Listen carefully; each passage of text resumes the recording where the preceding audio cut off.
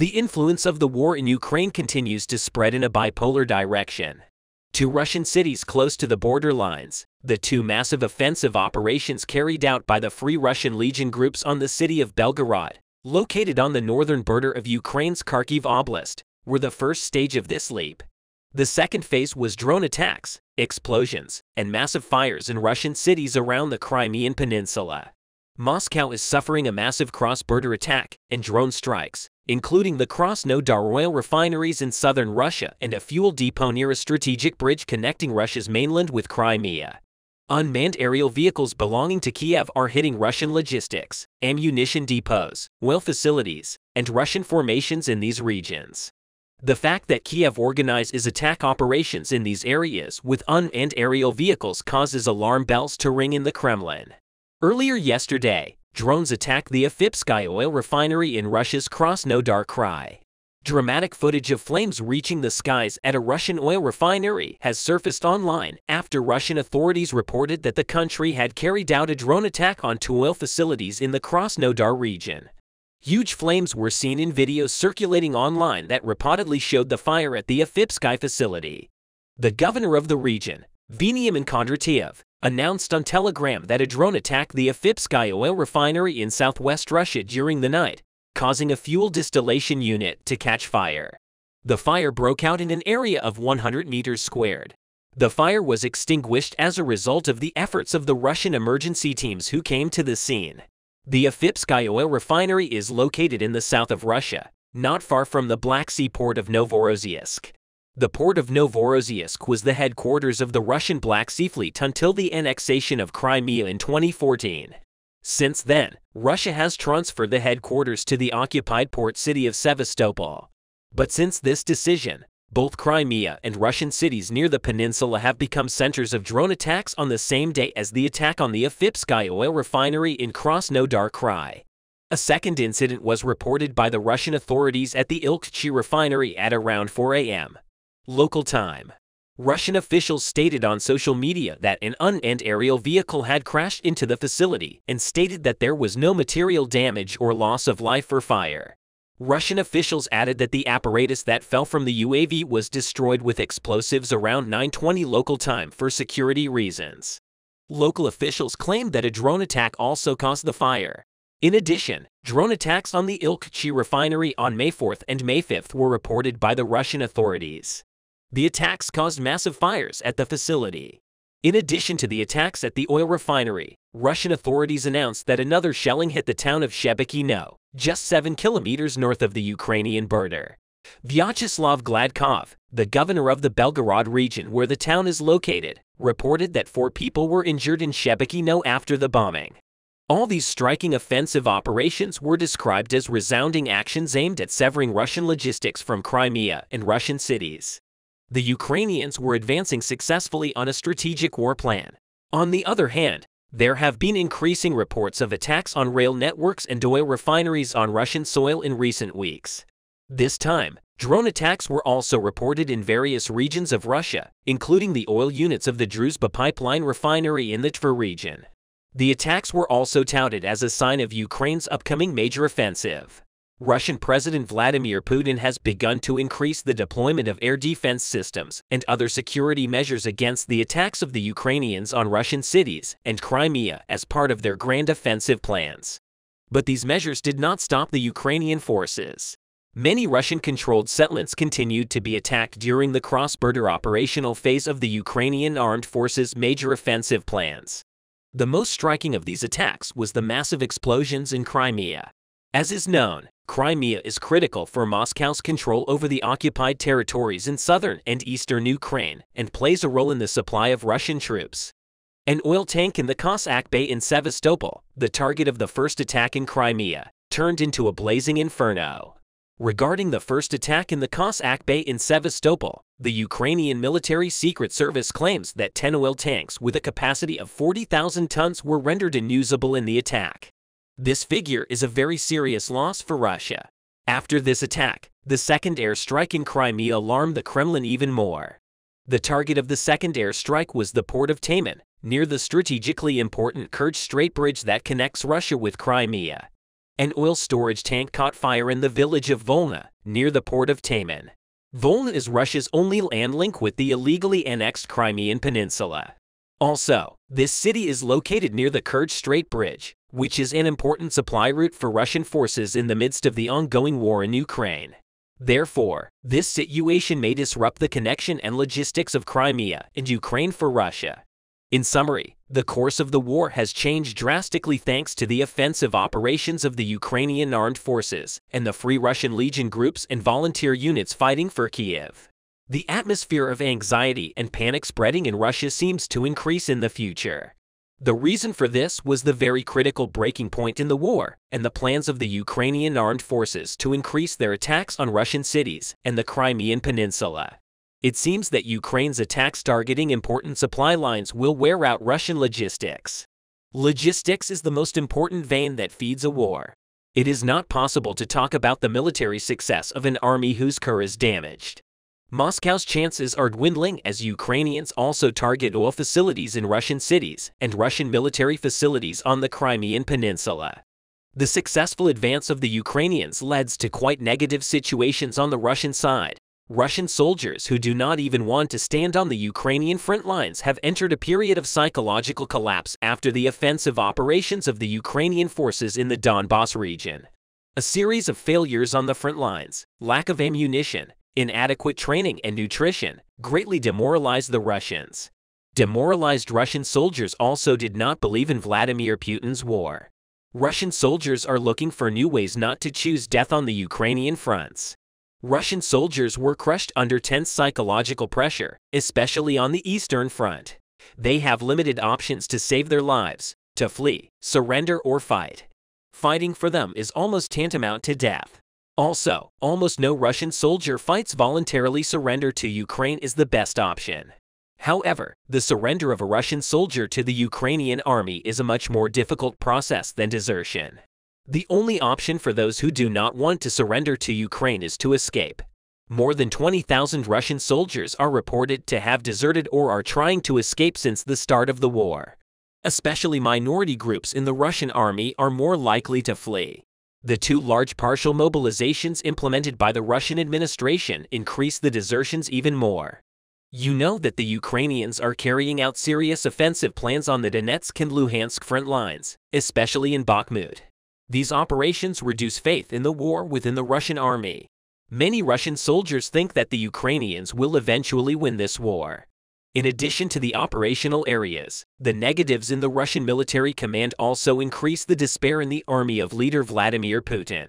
For example, the Wagner Group boss Yevgeny Prigozhin's announcement that he would withdraw his troops from Bakhmut not only created chaos on the Donetsk front lines, but the Ukrainians also made serious progress in Luhansk because the Russian attacks had seriously lost their effect on the Donetsk front lines, especially in Bakhmut.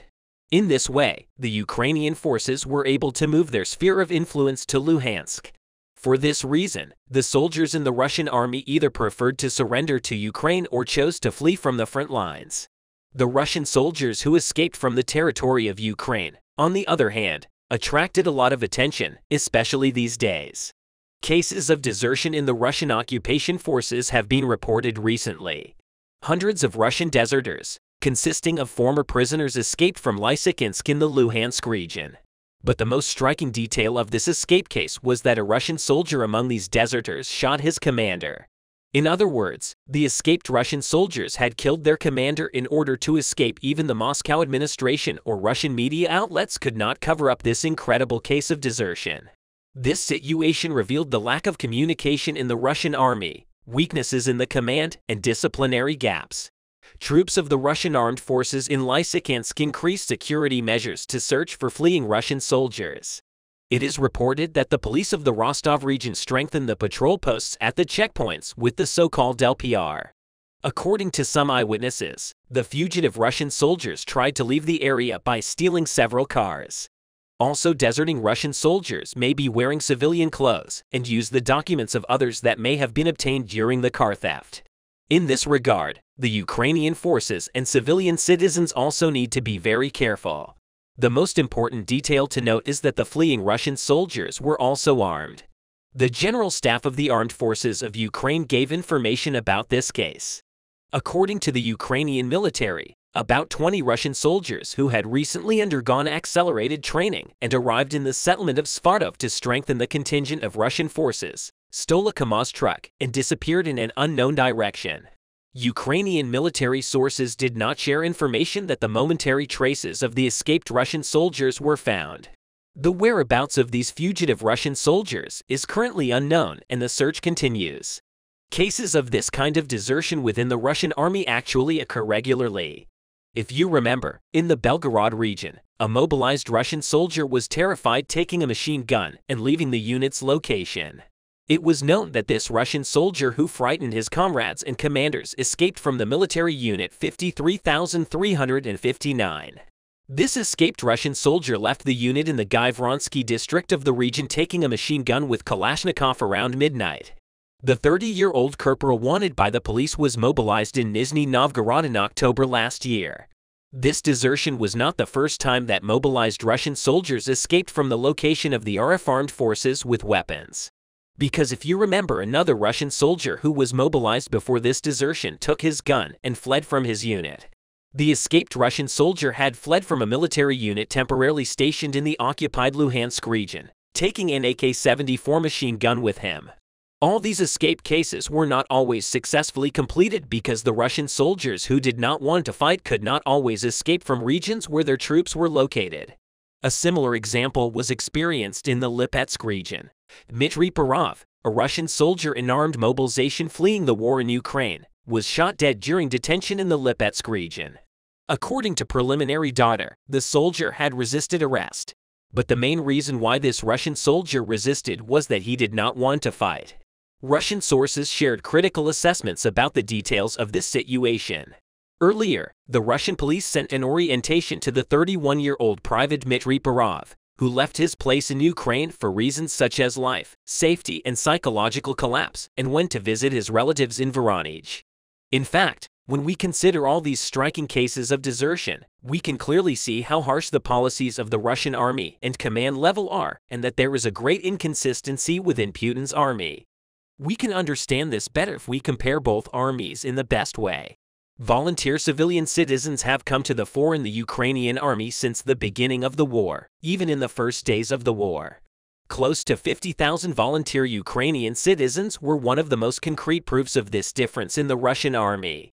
Volunteerism is mostly based on the harsh policies of the Moscow administration. Russian leader Vladimir Putin reminds that in recent weeks he has a plan to reinforce his army with a total of 400,000 men. But even the possibility of this action plan creates chaos within Russia. The reason for this is that Russian citizens and soldiers in the Russian army no longer want to fight in Ukraine. So how do the compelling military policies of the Moscow administration affect the war on Ukrainian soil? In addition to the deserted Russian soldiers, there are many military personnel on the territory of Ukraine who surrendered to the Kiev forces. According to the latest updated war reports, a large number of Russian soldiers surrendered through the program I Want to Live, initiated by the Ukrainian armed forces. According to the latest figures, the number of Russian soldiers surrendered to the Ukrainian army is approaching 20,000. In fact, such situations are important details that the Russian administration does not fall upon much, but that collapses the Russian army from the inside. If soldiers in an army lose faith in war and start choosing to surrender or flee from the front lines, no matter how strong the army is, it will eventually fall apart. Because there are many examples of such situations in the history of world wars. But there is only one issue that Russian state officials and senior officials in the Russian armed forces command focus on. It is also to achieve victory on Ukrainian soil no matter what.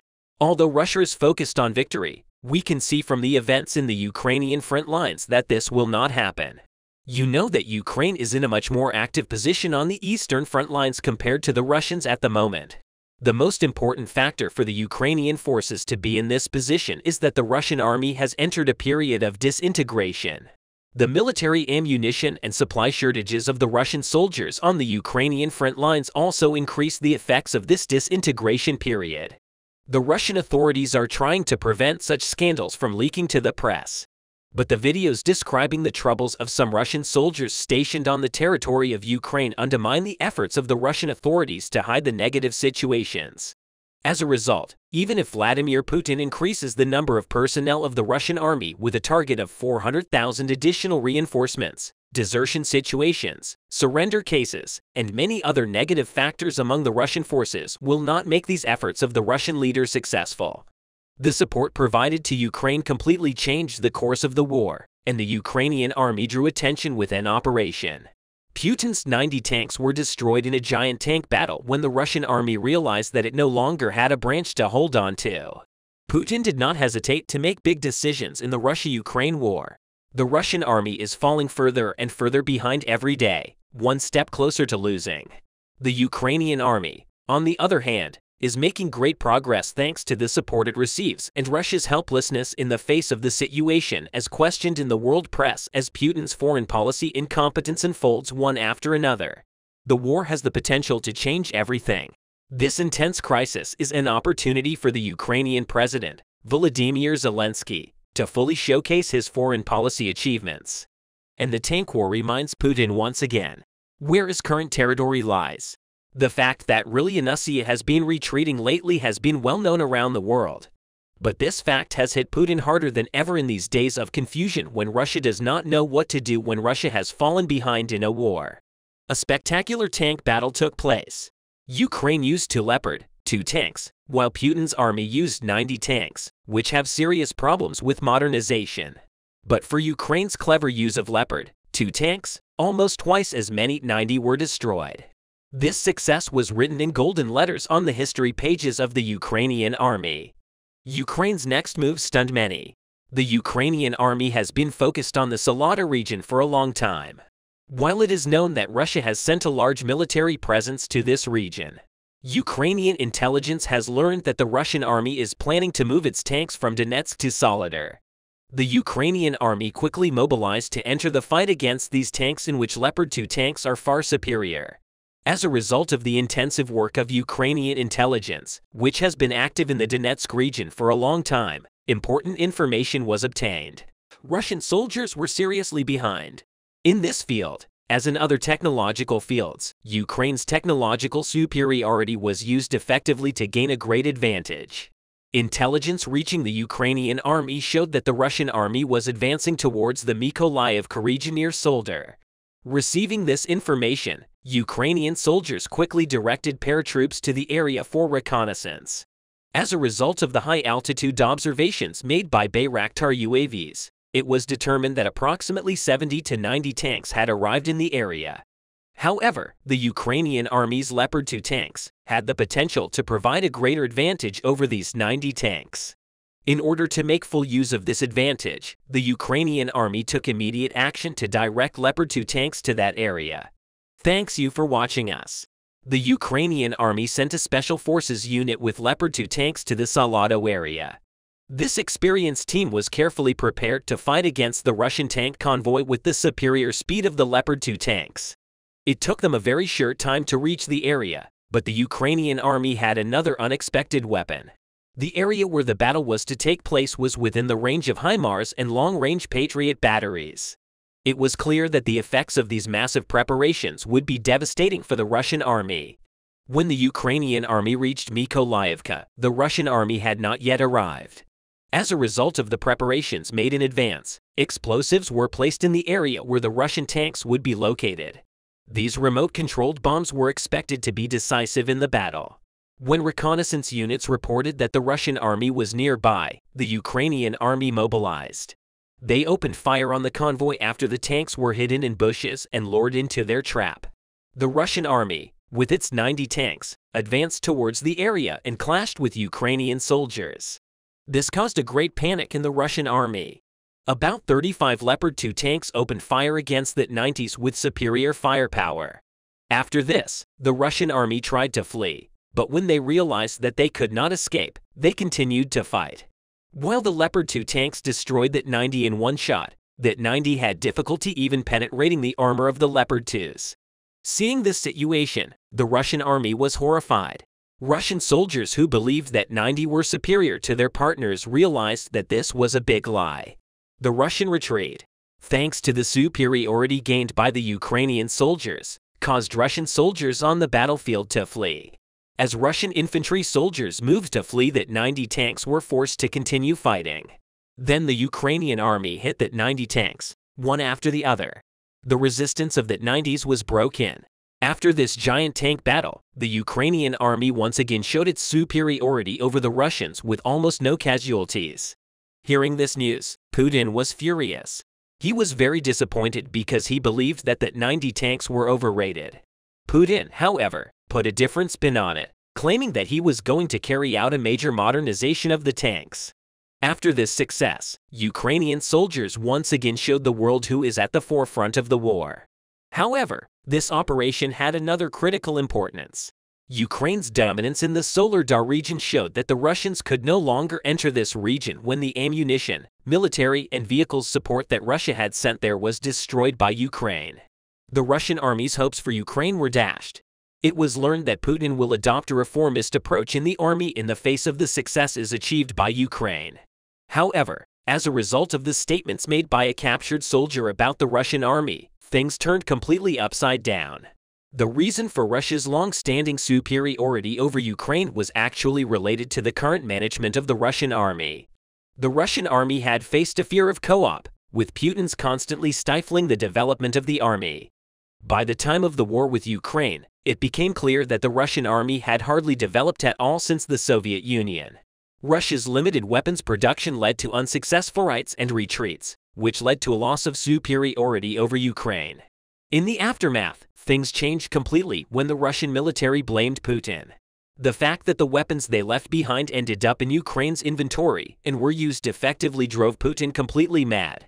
The fact that Russian troops occupied many regions with a quick offensive at the beginning of the war and then returned. About 70% of these regions showed that the Ukrainian army regained its dominance in the region. It was noted that Russia had mismanaged the war from the beginning when it had such a huge advantage. These developments, which are indeed an important turning point, show that the Ukrainian army has made important breakthroughs to overcome its technological disadvantage at the beginning of the war. The failure of the Russian army to catch up with these moves and Ukraine's successes showed that Russia is in uncertainty about how the war will end. Ukraine's victories and Russia's losses raised war analysts' concerns about the Russian army's staying power. The fact that Russia has lost around 190,000 troops suggests that this war is likely to turn into a long-term conflict. However, it is not known for certain what the end of the war will be and how long Russia can hold out. The course and outcome of the war will depend on the behavior of the Ukrainian army and how the Russian army is managed. The international community is anonymous that the Russian army must be managed properly because it is an important factor that will change the fate of the war. In the meantime, things are getting worse for Russia, and it is crucial to explore diplomatic solutions so that the negative consequences of the war do not become irreversible for Russia. The international community can play a mediating role to promote negotiations between the parties and bring the conflict to an end. But it is important to remember that the situation may change as long as the war continues for a definite outcome. As the outcome of the war remains uncertain, it is critical for all parties to prioritize diplomacy and negotiations to ensure a peaceful resolution.